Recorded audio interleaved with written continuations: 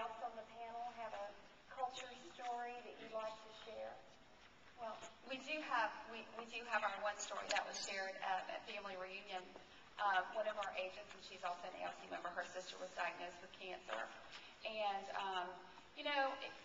it's so innate, I think, in our leadership team. And Kim always says to us, speed of the leader, speed of the pack. And that helps us to be a better leader. And I'm constantly saying that because I have to hold myself accountable. But, it's so innate to rally around someone that needs help. And I think, at that time, when Kay's sister was diagnosed with cancer, it was more, I had not experienced that personally, but we rallied behind her.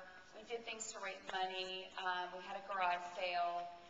We did meals, and a lot of us had never met her sister, but it didn't matter. And I don't know how to elaborate that. She did end up passing, and her sister's favorite color was pink, so we all wore pink to the funeral, and it was more like a celebration of her life. And so these sort of things happen. I mean, we have other agents. One agent's husband, she's pregnant, she's got a baby. Her husband's had surgery out of state, and we just pray. I don't know. We just pray all the time for our agents and their families. That same person, Kim's not going to tell you this, but a month before her sister died, she had 7 closings on the books, and Kim basically stepped in and handled all the closings until she got better, until Kay could come back to work.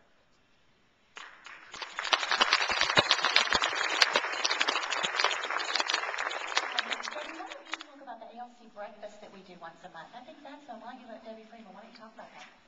We host an ALC breakfast, and we have our lenders come, the attorneys come, a representative from the ALC, 1 or 2 of us come with the entire leadership team, and we have it at a real nice restaurant in the morning for about an hour, and everybody introduces themselves, tells a little bit about why they came to Keller Williams or how happy they are, and it's a great bonding experience. And I have to say, even after you've been there for a while and you go to one of the breakfasts, you're constantly reminded of how blessed you are to be there, and how the company has changed our lives, and how we can impact and change the lives of others who come to our office and our market center. So it's a lot of fun, and we do that every month. And then we talked about our ALCs and divided into groups. Last month, or a couple weeks ago, Debbie and I held an ALC breakfast just for our ALC group. So we each had probably about 15 in our ALC groups.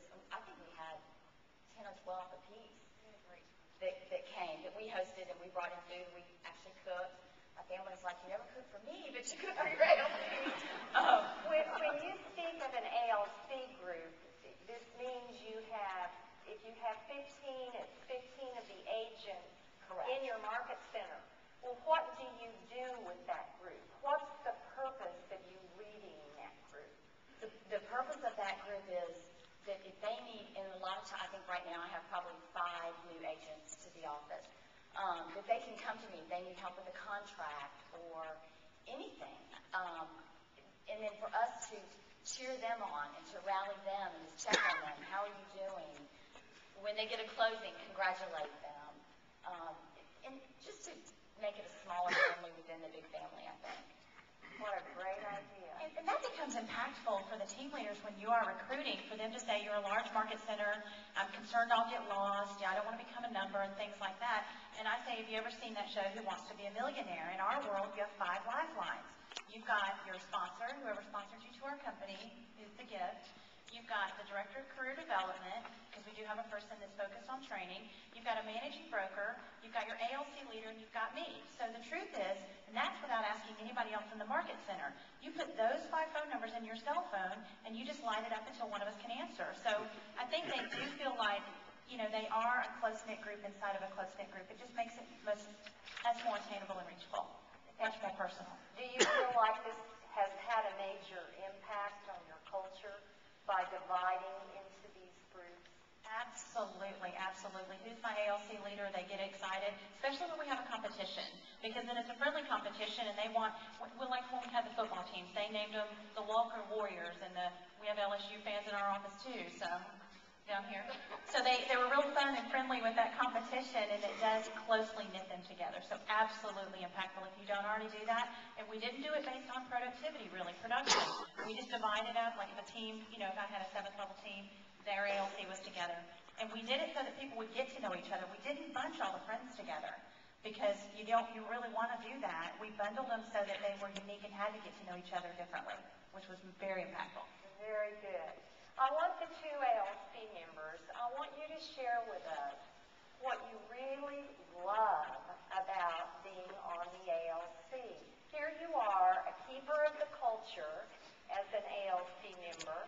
You are responsible for the protection of the culture, and that's what an ALC is about.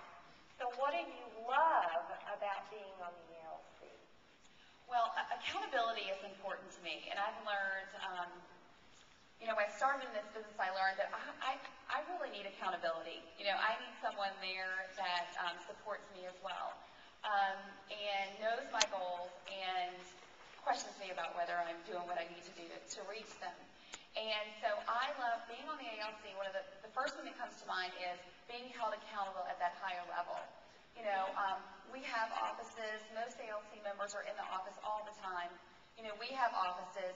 We know that, our behavior, our professional abilities, everything about the way we spend our day needs to be an example for the other agents. I'm really proud of our ALC in that we do protect our culture. We are an outlet for, if there is something that's bothering one of the agents, they do, I think we've made it, and it's what's expected of an ALC member, past, present, and future, be available for those agents. And I do feel like if there is something that is bothering them, there's really no room for them to, and chat about it. But hey, we're right here, and we're ready to hear you. And so I think it's the accountability. It's knowing that I need to be sort of on my game, positive attitude, reasons why this is a great place to be. And it also helps me to grow personally and professionally because I do the things that I need to do to meet my goals. Great. I feel like, I joined the company 4 years ago, and this is my 3rd year to serve on the ALC, and it is an honor. I remember when Kim called to ask me, I just felt like it was the greatest honor, and I want to be on the ALC forever, but I feel like selfishly I need to give that the honor to somebody else as well at some point. But I love serving others, and the company has given so much to me that I want to give back, and this gives me that opportunity to give back, to share, to lead, to motivate, inspire. I love being in the workroom with new agents, and because I felt like I was a newbie for so long, and now I'm like, oh, I'm a seasoned agent. I'm 4 years. But I love to share and give back because everybody has given so much to me. And it's fun. Our ALC is so much fun. And I have to say, I honestly feel, though we all are very, very different, I think on our ALC team, that everybody truly honors, respects, and loves one another. We really do. So I love it. Now, Nancy, you're on the ALC by virtue of the fact you're the MCA. So what do you love about being on the ALC?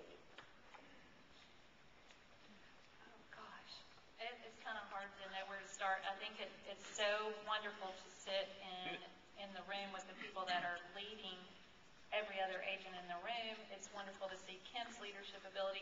I love watching them grow because especially when they first come on the ALC, they're kind of tentative. They're not sure where their place is, but once they start answering questions for other people and kind of do a few wonderful things for a few people, that you can just see the momentum start underneath them. And I think as they encourage each other, that it's just a wonderful place for me to see them take off and their business takes off and their servant leadership skills take off as well. Well, Kim, you're the leader of the ALC, so you're certainly on the ALC. What do you love about being on it? I think knowing with all of my heart, this year I have 10 ALC members, with all of my heart that they have my back no matter what. That if we have an issue come up in the market center, if it's something